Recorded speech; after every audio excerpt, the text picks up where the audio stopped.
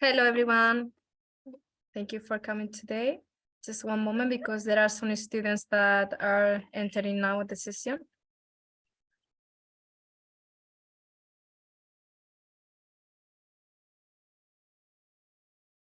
Okay. Okay, so the new students that come now, Alvaro, just be sure you can include them. Okay, so we can start the session for today. Thank you all of you for coming. As you know, today we'll be having the topic, how do you know you are on the right track, metrics. And our speaker for today is Bernardo Benchimol Toro, who is on the screen now. And I would like to thank him, to give thank you to you, and to just to do a short introduction of his profile. And so just to comment that he has an economics and politics bachelor degree at Lancaster University. And during his university experience, he realized in firsthand that the problem of university organization.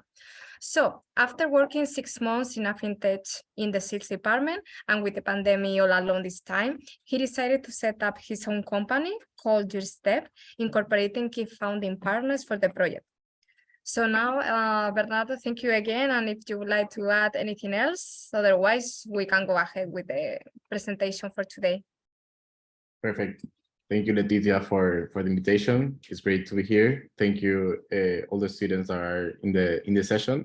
And yeah, and hopefully the objective of the session is to help you guys to understand the key metrics in order to find the expected product market fit, which is a phrase that is obviously repeated or a sentence repeated constantly during the process of creating a startup, and somehow it's that click that concludes or makes sure that you're on the right track. So I hope this session will be helpful. Any question that you guys have, you can either interrupt me or ask me at the end. I don't actually mind.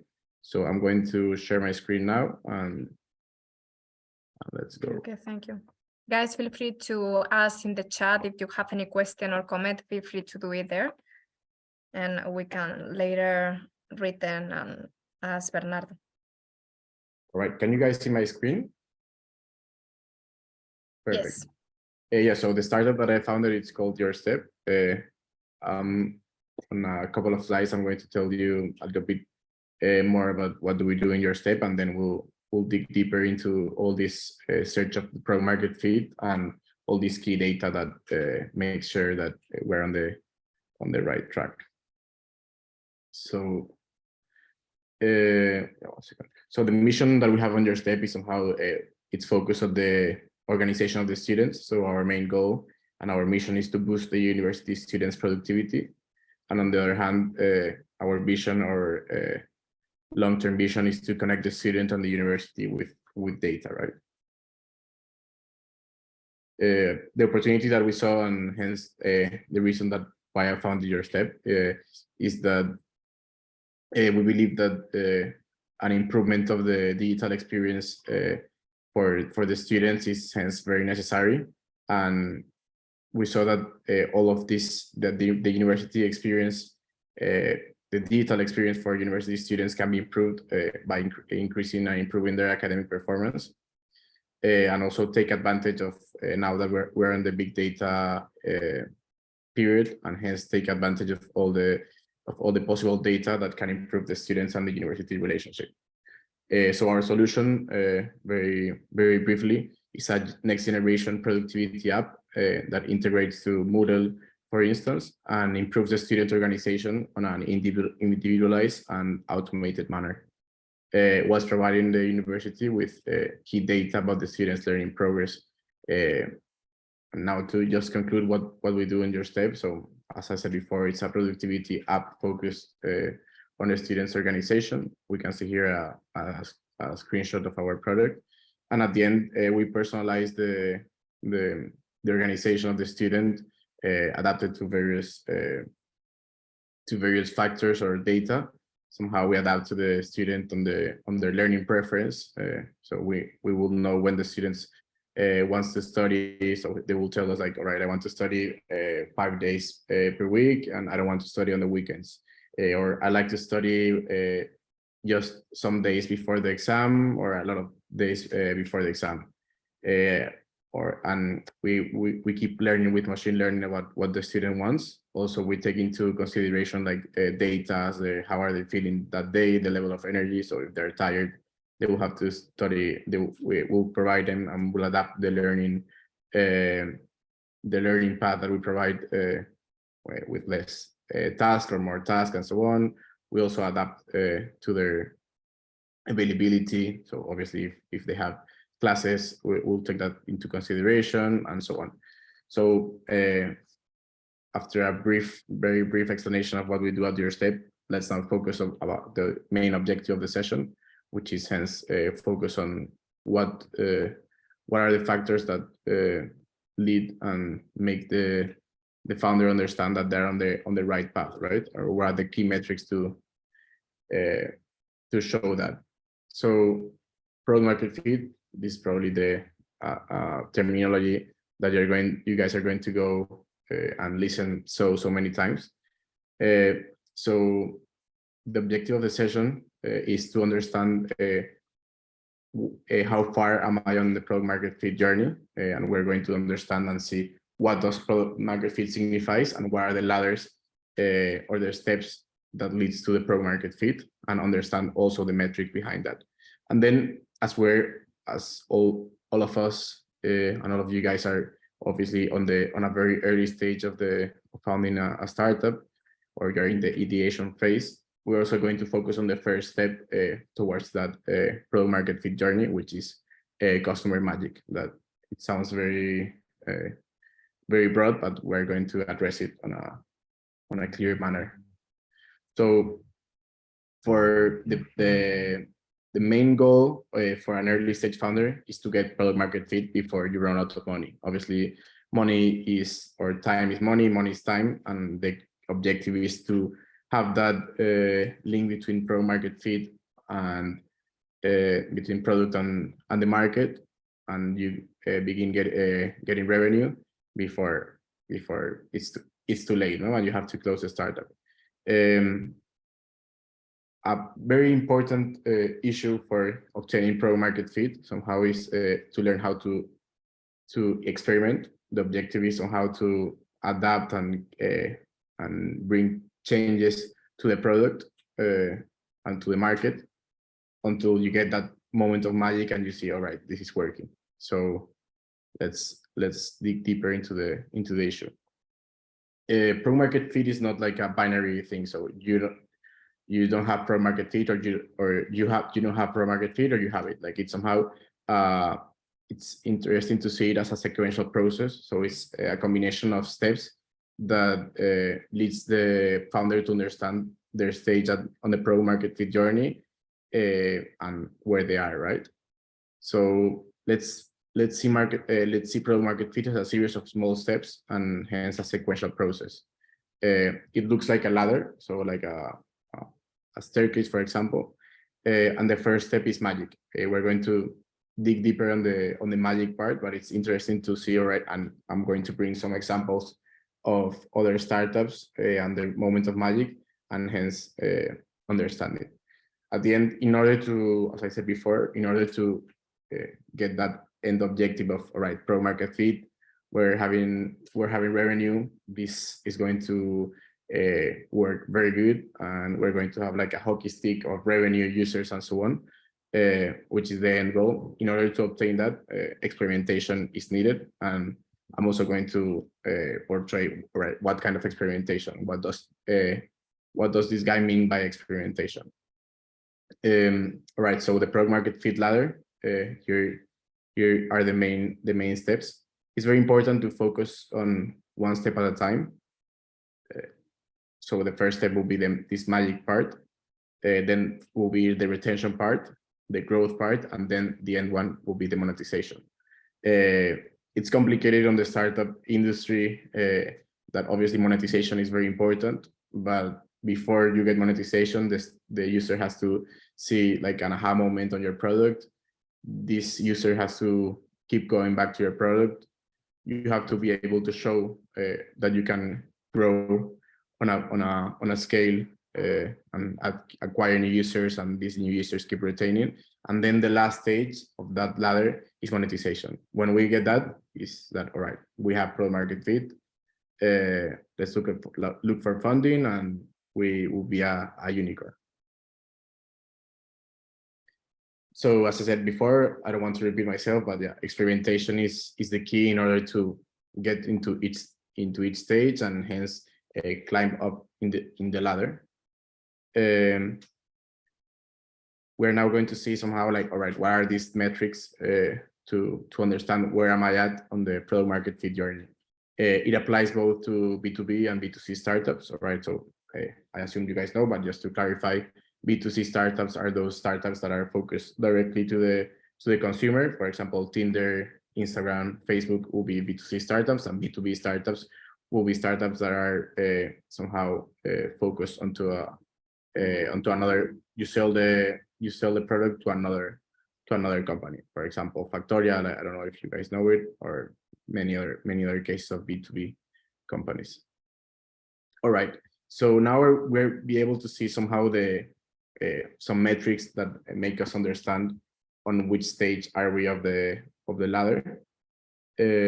So the objective obviously is that we all have an A-star score on this metric, but we will be able to understand with these metrics if we are able to go to the next stage, or the next step, which at the end, as I said before, it's very interesting to see it on a sequential phase. These slides are actually, they were very helpful to me when I'm still in the process to find product market fit. I'm more or less on the growth monetization part, but still it was very helpful to me. I didn't create these slides, just to clarify. It was they were created and provided by a fellowship that is focused only on finding product market fit. So they were actually very, very helpful, and make us understand on which stage were we at the moment that we were receiving the fellowship. So on the moment of magic, right? To identify the moment of magic, I'm just going to give a couple of examples, and then I think we're going to dig deeper into the magic part, but just to understand that side. So for example, what Twitter, I think, identified as the moment of magic was the moment that you followed 20 other people that you followed 20 other accounts on Twitter, and then your feed will be somehow personalized to you. Or for instance, Facebook was very similar, that I think it was during 2 weeks, you keep up adding a new friend to your Facebook network, and that was the moment of magic for Facebook, for example. So it's that moment that the user downloads the app, and maybe a day or 2 days afterward, they see, all right, I am actually seeing the value that this application or this software is providing to myself. So the key metric to understand here somehow is to see the percentage of users who experience magic and become users. So that's the key part. So of those users that saw that aha moment and that amazing moment, for example, of Facebook or Twitter, who of those that followed 20 accounts on Twitter, for example, kept using Twitter the next week and the week after, and so on. So if an 80%, for example, of those users that have experienced magic become your users, you are on a very positive path, and probably you will do very, very good. And maybe if less than 40% of your users that saw that moment of magic haven't yet or haven't turned into your recurring users, probably you have to reconfigure it and see other manners to find that moment of magic, right? Then it's the next stage, which is the retention stage, which what we're going to follow here is, all right, of the users that have perceived and saw that have perceived that moment of magic, for example, on the day 30 after that moment of magic, what percentage of those users will be using the app, for instance. The main challenge is to limit and try to reduce the moment of users that leave the platform. This term is very common in the startup world, which is the churning. So how many users have churned on this stage? So if you have at 80% of those users that have that moment of magic that are still using the application 30 days afterwards, you are on the very right path. And if it's only 40 again, so because the thing is that if by day 30 they're going to still just a 30% of those users are still using the application, probably by day 60 it will be 20%. And the thing is that at day 90, probably you will have 0 users if you don't have new users on a continuous basis. So it's interesting to take this into consideration on these metrics, right? Then it will be the stage of growth that, all right, you've proven that you can provide value and make the users have that aha moment when they see the application. These users keep going back to the application or to your product or to your software. And then if you are able to prove that on this big chunk of users can let other users know about the application, and you are able to grow exponentially on a 100% basis from 1 week to another or 1 month to another. In this case, it's more focused on the monthly basis. You are going to hence show that you are on the very, very, very right path. So the growth, the monthly growth that they are focusing on users will be right. If you are able to grow 20% on each month, you are for sure proving that you're on the right path. If you're only growing at 10% per month, is that right? It's all right, but probably you have to improve, try other manners or other ways to grow, because it's actually very important on startups that they begin in 0. So to grow on a big percentage basis. So at the end, you don't have a lot. Obviously, if Telefonica users, for example, grow 30% per month, that will be crazy. But for a startup, it's not that of a crazy aspect. It's very important when the founder is calculating this that you don't take into consideration the paid growth, which is like when you pay for Google Ads, Meta Ads, and so on, because at the end, it's not that organic. And then there is the monetization part, which basically is trying to maximize those number of users, of new users that they are being retained in the company for 90 days, for example, and it's keep growing that number of active users, and it's hence try to increase that conversion of users that pass from using the application, and they pass to being users that are paying, for instance. For example, on this case, it's very interesting to see like all the freemium companies, right? For example, Spotify. You're using Spotify for 90 days, but the normal subscription, and then you decide to pay premium. So that percentage is very important. If at 10% of those users turn into being premium or turn into paying for the application, that's a very, very positive score. If it's less than a 3%, it's probably that you have to figure out some things on your product in order to make it easier for them to pay, or make it easier for them to for deciding to end up paying on the application, right? Maybe you have to change in terms of the front end, like put a bigger button of like the go to action of paying or go to premium, these kind of things. This is the kind of experimentations that we mean, but now we're going to dig deeper on that. All right, so just somehow following what we said before, the key challenges for each stage will be for the magic part will be all right, identify your magic moment. It's not that easy on many cases to understand that moment that the users see like, wow, this is a crazy product. I want to keep using this product.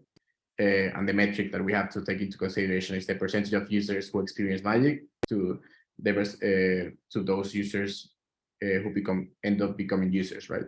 Then we have this second phase, which is the retention. We have to follow on the challenge of build a continuous user habit to limit churn. So, all right, of those users that perceive magic and are using the product, let's try to make everything possible in order to reduce those users of leaving your platform. The 30-day retention works rather well, but at the end, it's not the same the retention in a product like Google Calendar that we assume that the users are going to use the application on every day compared to the to users, for example, of Booking or Airbnb that obviously you're not going to expect to use Booking or like get a hotel room each day, for example. You obviously have to be able to adapt it to each product. Then you have the growth stage or the growth step that when you're going to focus in try to identify the core growth channel. It's very important to see it on a monthly basis, but try to exclude paid growth because it's not going to be organic. And then the monetization part. So the objective is to maximize the number of paying customers that you can convert. And here, the metric that we're going to focus on is the conversion of paid customers from the total top of the funnel. So experiments, again, I'm repeating myself, but I think it's very important to be clear on each stage, and actually that is going to be the path towards the monetization phase, and hence that hockey stick moment. And the objective is that all these experiments are based on each challenger, right?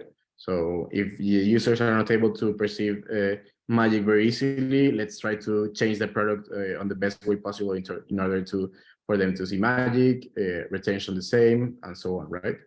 As I said before, for example, on the monetization part, maybe in order for the user to see the option to go premium is not very easily visualized. Maybe if you change it and change the color from a gray color to a green color and you put it the button very big, like go premium, maybe that will be the way with experimentation to obtain that and increase that conversion of paid customers, right?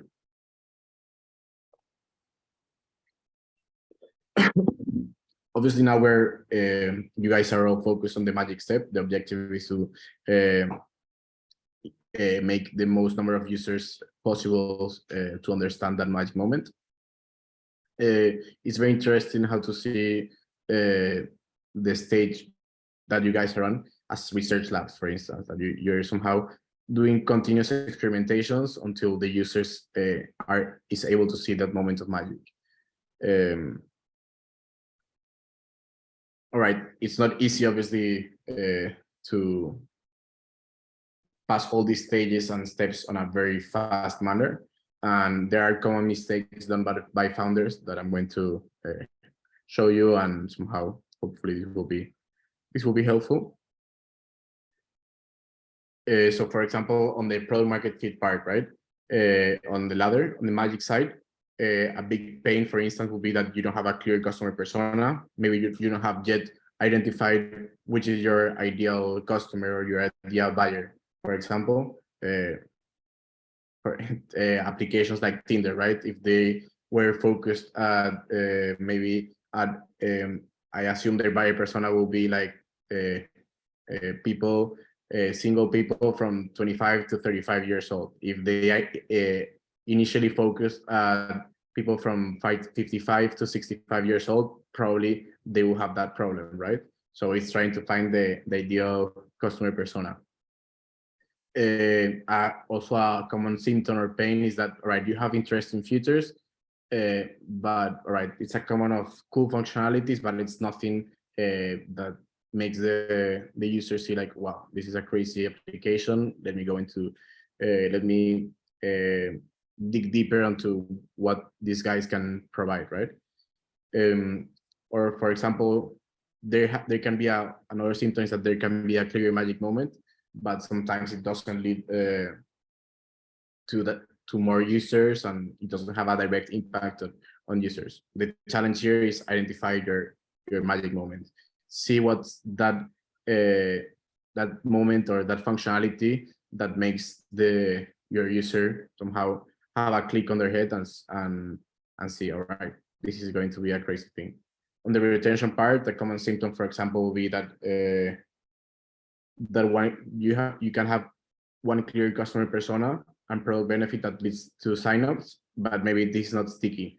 Maybe that functionality was very interesting for one stage, but probably you're not going to go back to the application, and more in this case that it's focused on the 30-day stage, it will be more complicated. Or users occasionally use the product, maybe they use it every 2 months, that will not be very helpful. Obviously, there are different kind of startups, and the product obviously it's very different compared to each of those. Then an important symptom is the high churn. So if a lot of your users end up don't use the product, it's not a good sign that you're on the right path for the retention. For example, on our case, on our application, the beginning months or the first weeks that we launched the product to the App Store and so on, we saw that the magic moment was being seen, but the churn like from week 1 to week 2 was very high. So obviously there's something wrong. Let's try to experiment and make some changes in order to increase or improve this retention. The objective here is to create a user habit in order to limit churn. I don't know if you guys seen Duolingo, but Duolingo, for example, it's incredible in their building the habit with all the gamification and the streaks that you have. It's like a very, very good example on that, right? Then the growth stage, a common symptom or pain is that there is high customer satisfaction and retention and strong referrals. So everything is going amazingly with these new users that are coming, but the growth is not being that high. Obviously, it depends if it's a B2B or B2C, but the objective for example, on the B2C side, which is more the one that I'm focused on, is somehow very important to have a network effect and a barrier loop that if one user is using the application, he's going to tell his friends that they have to download the application, and the same with businesses. For example, if one school is using the software and they're seeing like an amazing value on it, the common logic is that they tell other school directors that this is an incredible software, right? Also, another case for the symptom is that there's no clear channel for growth. Maybe it's too fragmented. Maybe the founder, which at the end is on the beginning stage, is the one focused on the sales side. Maybe they're just trying to target so many different channels. For example, they are trying to focus on inbound, outbound, doing content on social media, and maybe they don't end up being focused on one clear path, and maybe that's that lack of focus somehow goes on that, and is somehow it shows that the growth is not actually being very, very reliable or very very strong. Then obviously again, the part of if you rely too much on paid ads, a part of going to have an impact on your cash flow. It's also a very negative side, because at the end you have to have focus on the organic side. So the challenge is to identify your core growth channel. Now we are actually in an accelerator in Valencia called Lanzadera, that is from Mercadona, and the main advice that they provide to us is to have focus, right? What you do it right, but you cannot be able to do 8 things right at the same time. So the focus is very, very important. And then on the monetization side, right, there might be fast growing startups with users who love the product and stay active, but there's a low conversion. So maybe a case can be that, right, this premium startup, imagine that Spotify has an amazing like regular product for all users, and there's not a big value of having the premium or for paying and somehow upgrading to the premium side. Maybe that will be the reason that the conversion it's so low, right? So obviously the objective and the challenge here is to maximize the paying customers you convert.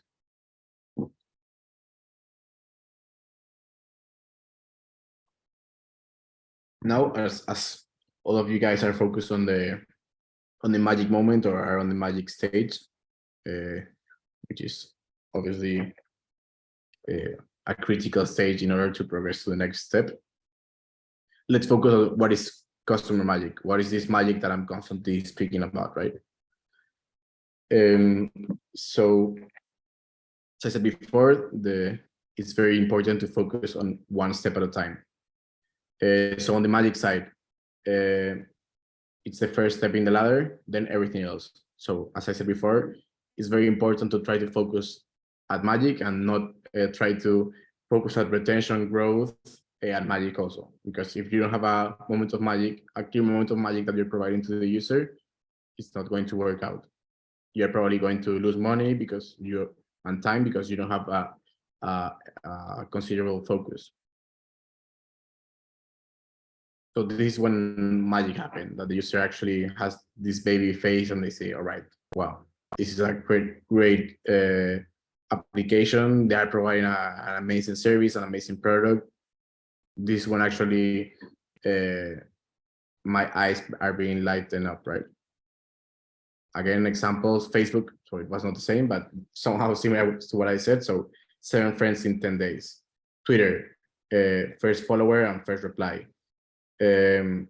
Transcend, which is actually the company and the fellowship that I'm putting the slides on, or Superhuman, that it's a software for like an email product for like a Gmail, but it's called Superhuman, and the objective is like it's the fastest email inbox in history, and the objective is that you're able to see and read all your emails very fast, so you will have like inbox 0 page. And the same with Facebook, Twitter. I think this is very important in order for you guys to translate it to your own startups and try to find that accurate metric in order to see, all right, since, for example, when Facebook realized that in 10 days that you have 7 friends, is that, all right, we're on the right path, let's focus on the retention side.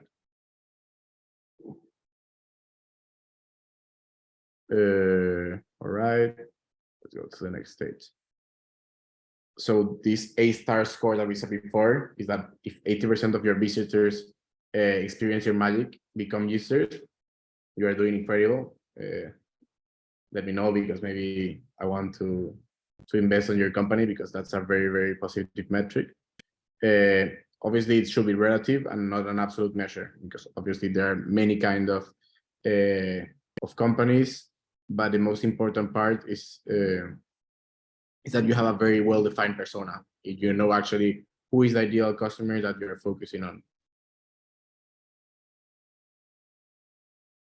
Magic will look different for B2C to B2B startups, because, for example, B2B magic is complicated on the early stage of a B2B startup, for example, to close agreements with numerous organizations.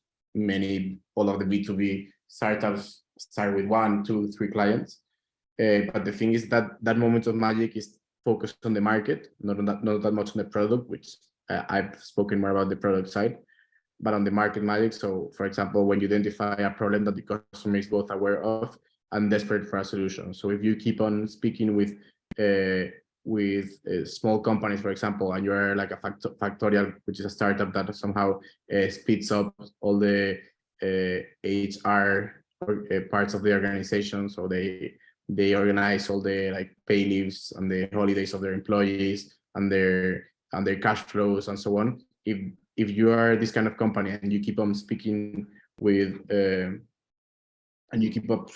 like the specific buyers personas of that companies, and you see that they are actually having a huge problem on that, is that, and they are desperate to find a solution, is that moment that you're going to realize that, all right, I'm on the right path. Let me then go and focus on the product, but I'm finding that there's a big problem on this side.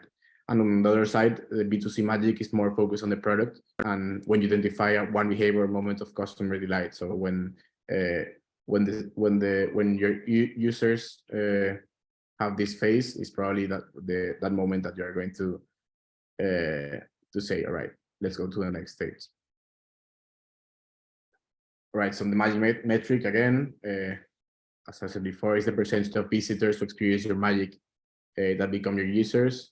So on the B2C side, as I said just before, is we, for example, the users which test the product, they experience it. For example, they download your app, they see that amazing functionality, and they sign up and they end up signing up, right?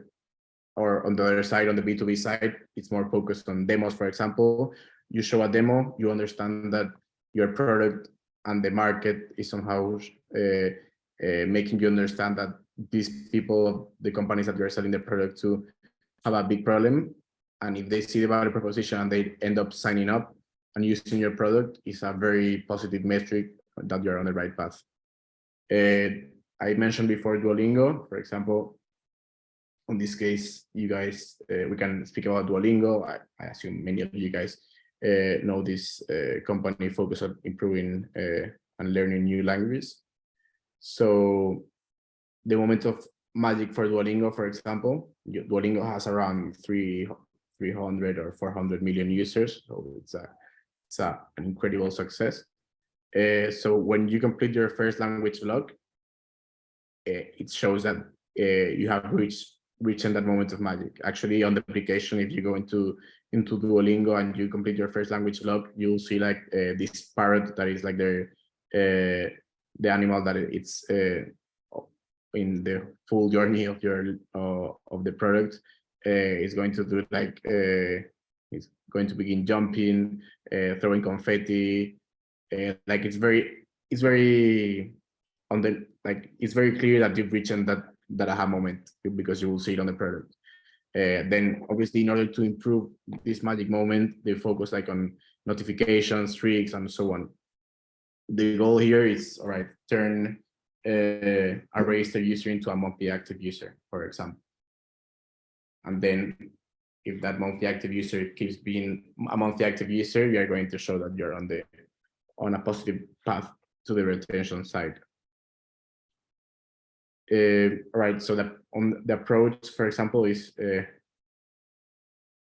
that the objective that the Duolingo provided is that it's very important that on the first day, for example, that it's going to be very easy, that first language block that you do, that the responses and the questions that you are being asked in order to complete it is going to be very easy. So the user say like, wow, it's actually easy to learn English or learn French in this application. Let me keep using it on the next days. But the next days, probably you will realize that it's not that easy.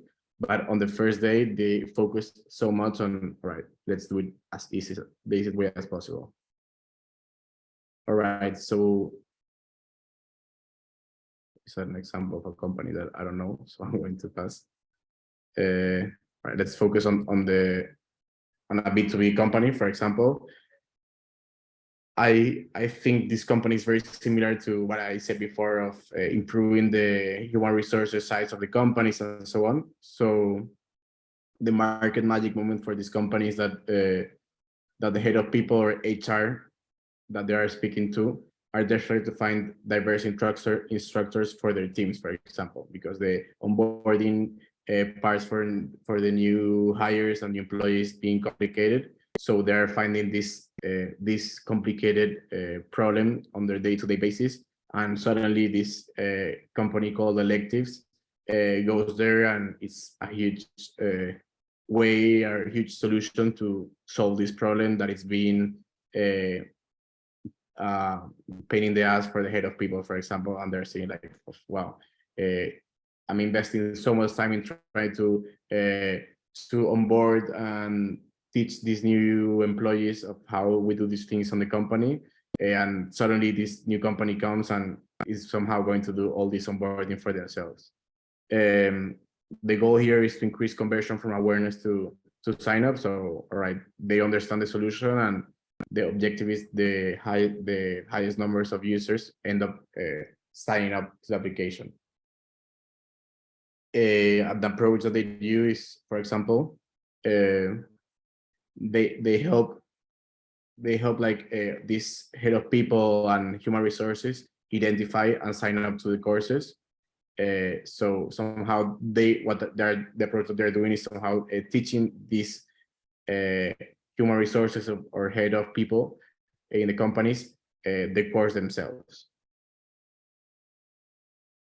So again, magic is the moment when your users' eyes light up. Easiest ways to find magic. Try a lot of things. It's a matter of trying, launching, iterating, until you find that moment that this user has this face, and that will be the moment that you realize that, all right, let's do it.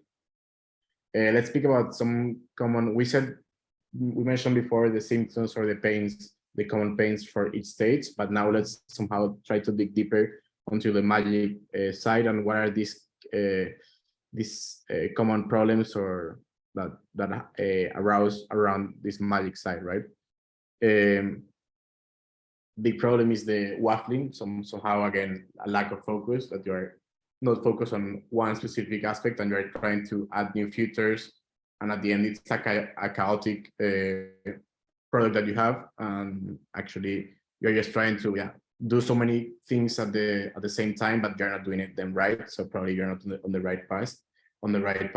So you can have some usual features, but no critical unlock or excitement from your customer. So all right, these features are good, but these features are very similar to this company that I've already used, that it's cheaper and it's cool, but nothing crazy. Like, why I'm going to ending up signing up for this company.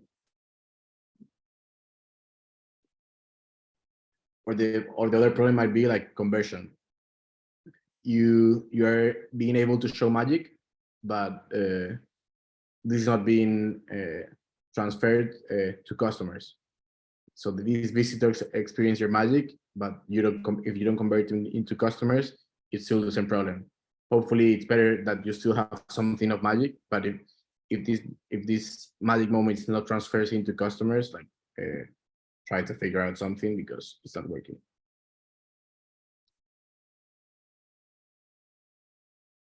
All right, experimentation time. Let's see. What does waffling means? Like when you fail to move the plot forward, it's not bad. Like, all right, it's a decent product, but this is not going anywhere.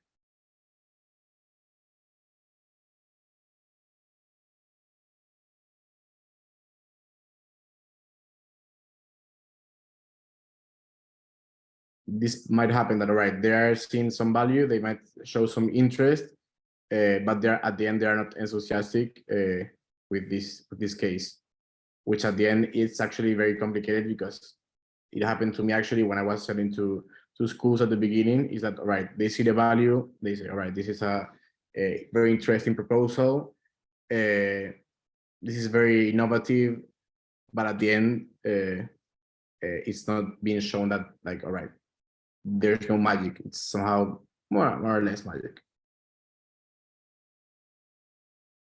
It's very important also, in order to try to avoid or these red flags, that is, try, for example, to don't try to give your product for free at the beginning.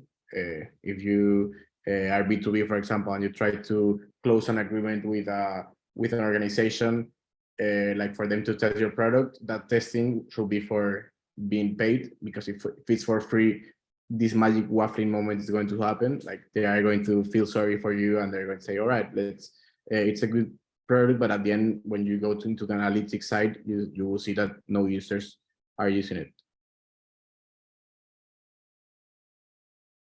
It's very interesting.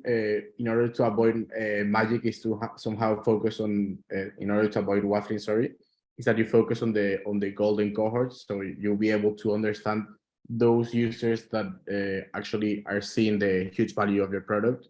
I said that before the example of Tinder, for example.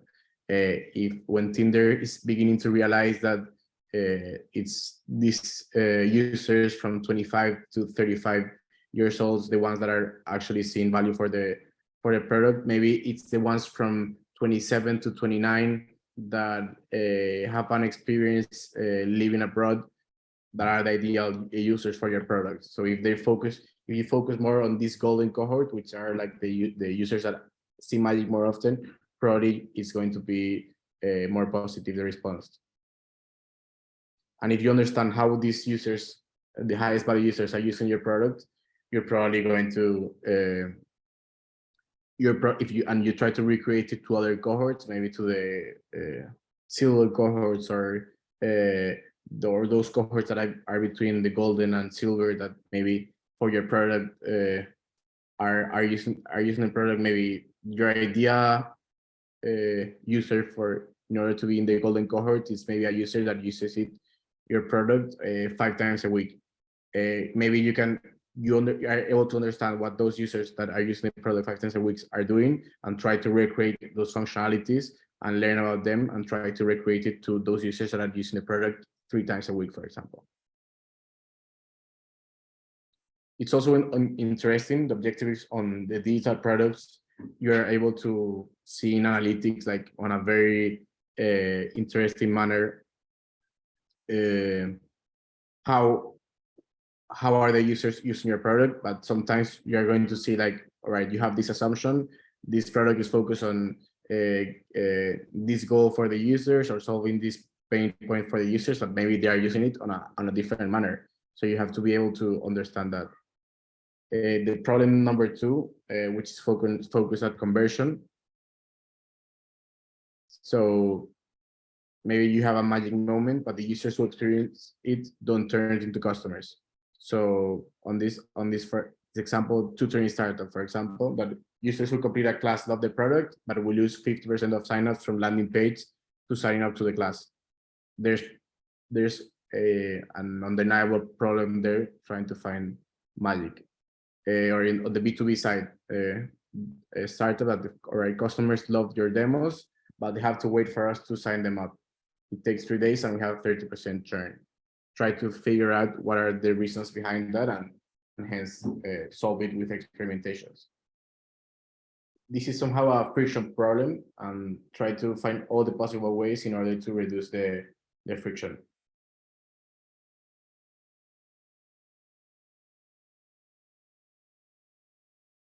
The solution here is try to run experiments that have reduced the friction, and try to, for example, cut the time. If in this case we saw that it takes 3 days for them to sign up, try to find possible solutions to reduce it, and maybe make it 1 day and a half. Also, other startups like B2C startups, this is very common now, that maybe they can see the magic of your product without even signing up. So you don't have to ask them to invest in your product, like, all right, put in their email, confirming their email, their name, confirming, verifying that your number is tied to your account, and all of this kind of boring stuff. But maybe what you can do is actually make them enter your application, see the value, and then they can sign up. You can actually give the magic for free initially. The objective is to convert to firstly have a high percentage of users having the magic, and then if you can convert them into users, that's objective. So don't even mind of giving it for free.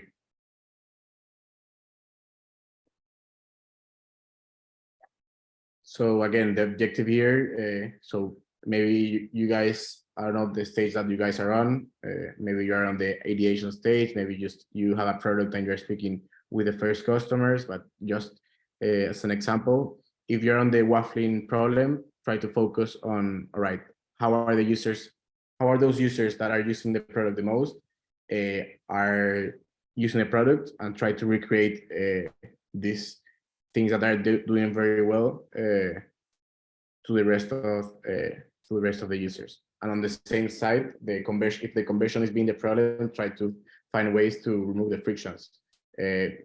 The main objective is to have a aha moment or have this moment of magic on the earliest manner as possible. So the objective here is experiment and reduce the friction to the magic moment. Again, like experiment is the key. Like I actually recommend it so much. Allow you to find magic quicker, but then they need to be systematic and weekly. So somehow it's not all right if you do it like every 3 weeks. It's very important that you are constantly doing experiments, changing your product, even if it's like changing the button from a green color to a blue color, or changing the onboarding, the steps that you're asking the user in order to activate. Is try to do it on a weekly manner. And it's very important that the founder, which at the end is the main responsible for the product market fit search, is being able to find that thing, to let them know about the experiments to the team. Now to finish, I'm going somehow to go through our path to the product market fit. We're not even on the monetization side. We're on a B2C startup. But I'm just going to show somehow on the stage that we're on. So we began the company in January 2021. It was initially focused to universities, as it's now focused. We began on January 2021. Sorry. We began on January 2021, and the objective now at that stage was to close an agreement with a university, and hence develop the product in hand with the university, speak with the students, with the teachers. Somehow that was the main objective, right? This wasn't the case because the universities somehow are big institutions and there's a lot of bureaucracy. So we decided, all right, let's try to change and hence provide and show this magic on a different way to another buyer persona. This was focused to schools. We said, all right, let's try to focus to schools. It actually went quite well. We closed an agreement with the school in April in order to develop the software in hand with them, like speaking with the teachers, speaking with the students, and so on. And the reality is that, all right, we had the agreement. We knew that when we finished the development, we were going to begin working with this school. But the reality of having like the product being constantly validated and the ideas, functionalities that we're going to create were not being that much shown by the school, or were not being communicated to the school that well, was a problem that I'm going to now speak about it. But making the story short, by November 2021, we finished the development and we began the pilot stage with the school. It was with us like with 3-4 classes, like around 100 students, 6-8 teachers. It was somehow a very reasonable way to measure and understand the impact of the product. It didn't went that well because basically we focused on trying to or our product somehow, due to a lack of communication with the teachers, implied a lot of investment from the teachers. They had to somehow input a lot of information, and it was very complicated task for them. So somehow we decided to change the product from November or from December to January. We were working on those Christmas holidays. I remember we were all developing and coding, but then when we came back in January, we reduced like the jobs and the tasks and the work that the teachers had to do, like for 85%. But then we realized that actually the teachers they didn't want it to work at all. Like they really wanted to invest their time on the application. So again, we changed somehow the product. This allowed us to go into the market again. And the objective here was to close agreements with schools. A lot of selling demos to schools and so on. We actually were able to seal agreements with 5 schools. which we began working with them by September. I mentioned 5 schools, but actually on the reality, they were less because we actually didn't sign formal agreements with the schools, and at the end, due to the beginning of the academic year, they were all doing other things or trying to solve their own problems. And at the end, we end up working with 3 schools. And now the case was that the product, it was like this real moment that we were able to make the users use the product on a big basis. We had like around 1,700 students, something like that.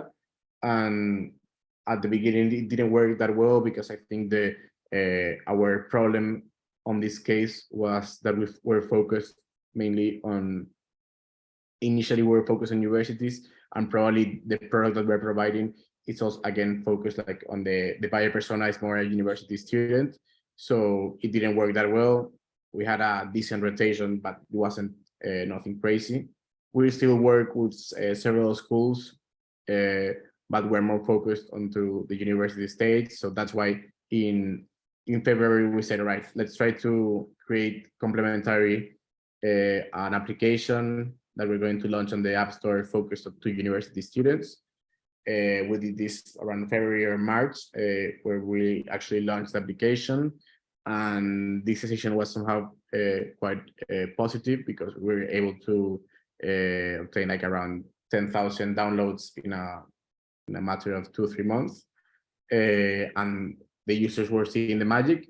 And now the stage which we're on, despite we're on conversations with universities and with schools, and we'll probably be monetizing in September, we're still focusing on the B2C side, and the objective of being able to charge the students directly on this path or the product market fit ladder that we're on. We reached the magic stage where being able to, like, a big percentage of users that download the app are seeing the magic and are using the product on a weekly basis. But still, this weekly basis is not being transferred like on a very positive scale to the retention side. We're working on the retention side. It's not that easy to reach it, but we're on a weekly manner doing these experiments in order to solve this. I think this is my main insight of the way to, or the metrics in order to try and reach product market fit. I hope this was helpful for you guys. This is the team, the 3 co-founders, me, my other co-founders, and any question that you guys have, please let me know. I hope this was useful to you guys.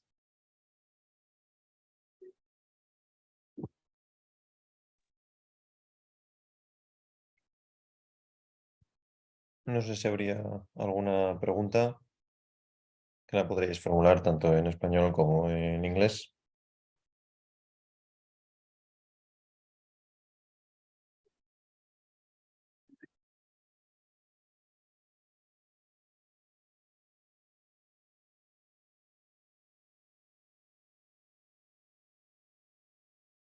Parece que les ha quedado todo claro. Pues Bernardo, darte las gracias. Creo que ha sido realmente interesante y nos permite aprender, y espero que les haya sido de utilidad. Desde luego para mí sí. Así que muchísimas gracias, y cualquier cosa que necesites, pues aquí estamos a tu disposición. Al igual que para todos vosotros, cualquier duda que tengáis nos podéis escribir al correo y estamos a vuestra entera disposición. Voy a parar la grabación, que no se me olvide. Perfecto. Muchas gracias, Álvaro.